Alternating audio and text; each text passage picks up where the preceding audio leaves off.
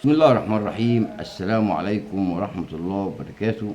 قانون الإيجار القديم المعدل القانون 164 لسنة 2025 قانون دستوري وينفذ حاليا وعدت سنة والسنة التانية جاية، والقانون إن شاء الله خلاص مفيش مناقشات في مجلس الشعب ولا هيتعدل ولا إن شاء الله حلني ولا هيتحكم. احنا مش بنقول حلني، انا بقول حلني لما يتحكم بعدم الدستوريه او الدستوريه يكون الفتره الانتقاليه خلصت والكلام دوت.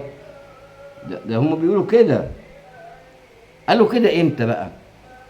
اللي هم محامين السبوبه بعد ما خدوا من الناس فلوسهم وخدوا القضايا وخلوا الناس عملوا توكيلات، قال لهم احنا في 6 اشهر، احنا في سنه. بيضحكوا على الناس وخدوا فلوس ورجعوا يقول الجعر لا اوعى تتوهم، اوعى تستنى حكم المحكمه الدستوريه العليا، ده الحكم هيطلع بعد 10 سنين، بعد 15 سنه. اتكلموا كتير وطعون وضحكوا على الناس وعملوا ملايين. طيب،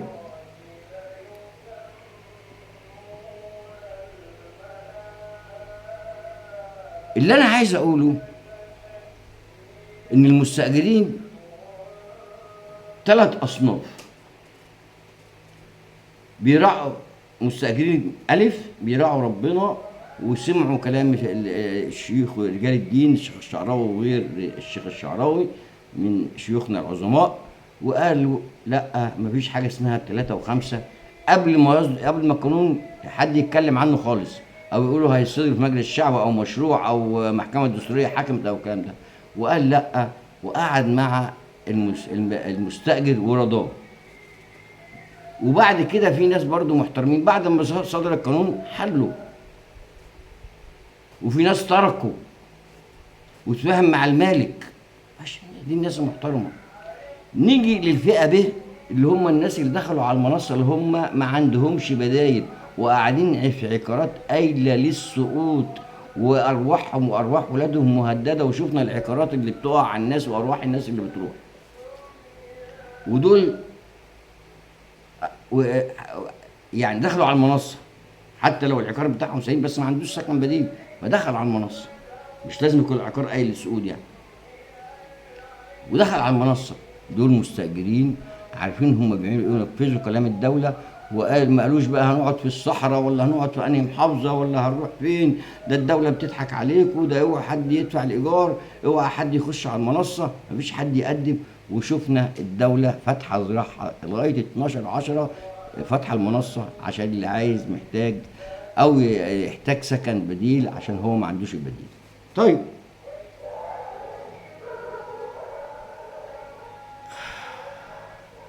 انا بتكلم وكل حزن وألم على المستأجرين اللي اتضحك عليهم اللي في النص، اللي هم غير حيتان المستأجرين او اغنياء مستأجرين ايجار قديم، اللي هم واخدين في البلد وواخدين على النيل وواخدين كده وعندهم البدايل وخايفين ان هم مش عايزين يسيبوا الحاجه ومأجرين بالباطن وكانت بالنسبه لهم سبوبه كويسه. ويخلوا الناس يقول لك القانون مش هيتطبق، ده في ناس كبيره وناس مش عارف ايه كبيره هي اللي معطله القانون ومعطله القانون، والناس دي واقفه ضد القانون، وبداوا يتهموا اتهامات ملهاش الملاك بيسمعوا وملهمش اي حاجه او اي موضوع غير ان هم يسمعوا وبيسالوا وبيردوا. طب انت دفعت فلوس وطعنت وعشان الافات، وبعد كده لما رجعت في كلامك ما عرفتش تاخد فلوسك ومش هتعرف تاخدها عشان انت اتضحك عليك خلاص. القانون دستوري وناس كتير جدا جدا عرفوا ان القانون دستوري وان الدوله مصممه على القانون وان القانون لا يعاد مراجعته في مجلس النواب وان صدق عليه السيد الرئيس واصبح وتم نشره وتم العمل بيه. فمن هنا بقول لاخواننا واخواتنا المستأجرين اللي هم في النص، اللي هم بيحرضوا وبيستغلوا الظروف والأوضاع ويعملوا إشاعات ومشغلين محامين السبوبة وبعض الإعلاميين وبعض القنوات انا قلت لك ممكن بفلوسك تروح قناه خاصه وتقول لهم عايز اتكلم، بس ما يكونش طبعا يعني بيخالف الامن ولا الاداب العامه. عايز اتكلم في موضوع، بيعملوا لك الموضوع، يعملوا لك ليه اخراج، ويجيبوا لك الناس اللي تسالك كمان في الموضوع، ويدوك ان الموضوع يعني ايه، يعني بفلوسك. زي ما بياخدوا القنوات، وايجار مش هيتنفذ، الايجار ما تدفعش الايجار، ده القانون مش دستوري ويعملوا مناقشات وبتاع. مناقشات ايه؟ هي الدولة قالت لكم اعملوا مناقشات؟ اعملوا مناظرات. قانون هتطبق او مش هيتطبق، دستوري او غير دستوري بس. انما التجاوزات اللي بتحصل دي في القانون ده ضد الدولة، ويجب ان الدولة تتدخل لمنع ذلك. الهدية اللي بقولها لاخواننا المستأجرين اللي هم اتضحك عليهم، بقول لهم هدية لاخواننا المستأجرين مضحوك عليهم من محامين السبوبة ودفعوا فلوس،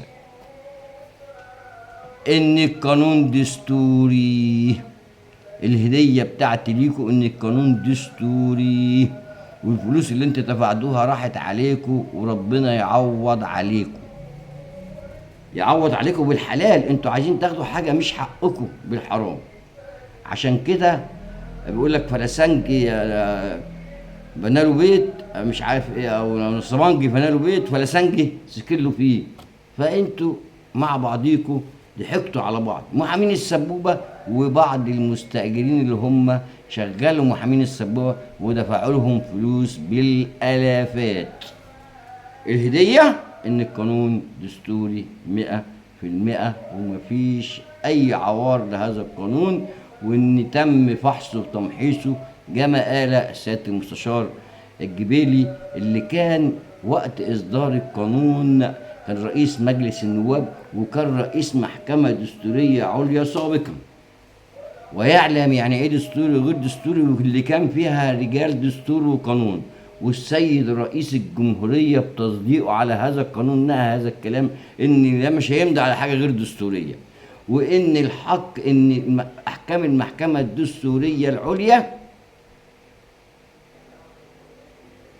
انا بتكلم في الحتة دي بقول ايه الهدية، ان بعد ما اتضحك عليهم بفلوسهم وقالوا لهم في خلال 6 اشهر 7 اشهر سنه هنغير القانون، القانون ما اتغيرش.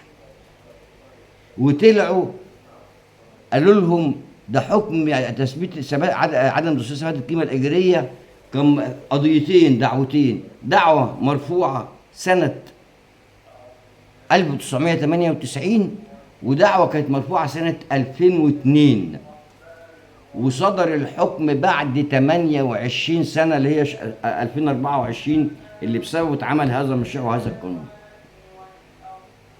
فالهدية للملاك ان القانون، ان حكم المحكمة الدستورية ان شاء الله هيجي لكم بعد الفترة الانتقالية، ويكون القانون انتهى خالص، يبقى انتوا هتاخدوا احكام لاشياء اتنفذت. وبرضو الاحكام انا بقول يا ريت الحكم يطلع بكره، ان الاحكام جميع احكام محكمه الدستوريه ان شاء الله عشان القانون الدستوري هتاخد عدم قبول او تاخد رفض. وشكرا.